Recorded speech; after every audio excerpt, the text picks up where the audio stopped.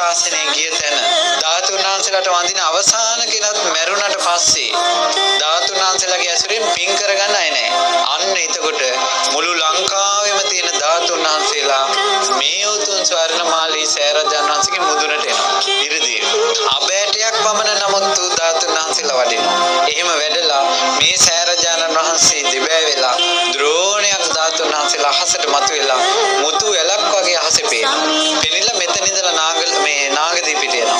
නාගදීප සෑයේ දෙබෑ වෙලා මණික් පුටු අහසට මතුවෙනවා. මතු වුණාට පස්සේ අර මණික් පුටුවේ ලස්සනට ධාතුන් වහන්සේලා පිහිටලා මණික් පුටුවත් එක්කම මේ ධාතුන් වහන්සේලා දඹදිව වජ්‍රාසනයේ බුද්ධ ගයාවට වඩිනවා. මේ බුද්ධ ගයාවට වඩිනකොට හැම ලෝක ධාතුවකම බුදුරජාණන් වහන්සේගේ කේශ ධාතුන් වහන්සේලා, ලෝම ධාතුන් වහන්සේලා, අස්ථි ධාතුන් වහන්සේලා, නඛ ධාතුන් වහන්සේලා සියලුම ධාතුන් වහන්සේලා වඩිනවා මේ වෙලාවට.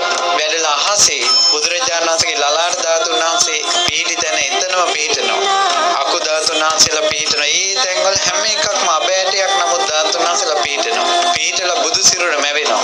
යමක මහ ප්‍රාතිහාර්ය පාලා මතුවන වජ්‍රාසනයේ මත බුදුරජාණන් වහන්සේගේ බුදු සිරුර දෙවි